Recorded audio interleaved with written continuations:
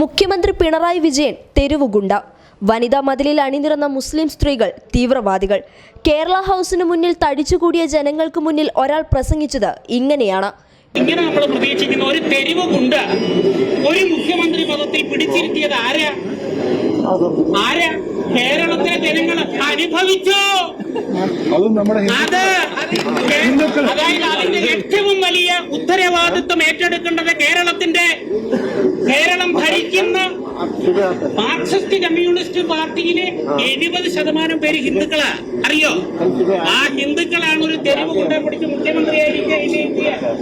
ആ തെരുവുഗുണ്ടയ്ക്ക് മനസ്സിലാകുന്ന ഭാഷ അവൻ ചെയ്തുകൊണ്ടിരിക്കുന്നത്.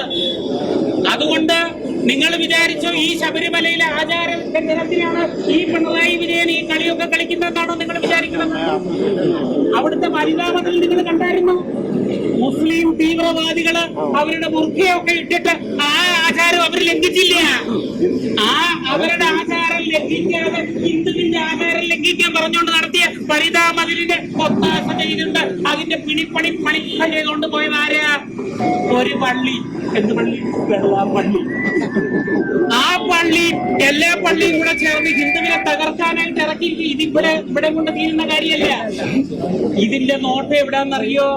ഇവിടുത്തെ കുറെ ഏജൻസി പണവും മേടിച്ചിട്ട് ഇവിടെ കാര്യമൊന്നും നടപ്പാക്കിയിട്ട് നമ്മുടെ ഈ മേപ്പടി പരനാറി പോയത്, ഗൾഫിലേക്ക് പോയത് എന്തിനാന്നറിയോ? അമേരിക്ക ഇനിയുള്ള വരവിന്റെ കാര്യം ബുദ്ധിമുട്ടാണ്. അതുകൊണ്ട് അല്ല, അതിന് ഏജൻസി പണുണ്ട്. അതായത് അവിടെ ശ്രീപത്മനാഭസ്വാമി ക്ഷേത്രത്തിൽ നിധിയിരിക്കുന്നുണ്ട്. അതേലാണ് എന്റെ പ്രിയപ്പെട്ട ഹിന്ദു സഹോദരങ്ങളെ, അത് കേരള സംസ്ഥാനത്തിന്റെ സ്വത്താണെന്ന് പറഞ്ഞിട്ട് അത് പിടിച്ചെടുക്കാനും അത് കൈയിട്ട് വരാനുമാണ് ശ്രദ്ധ.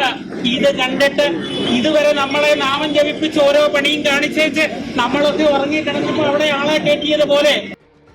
News desk Public Kerala.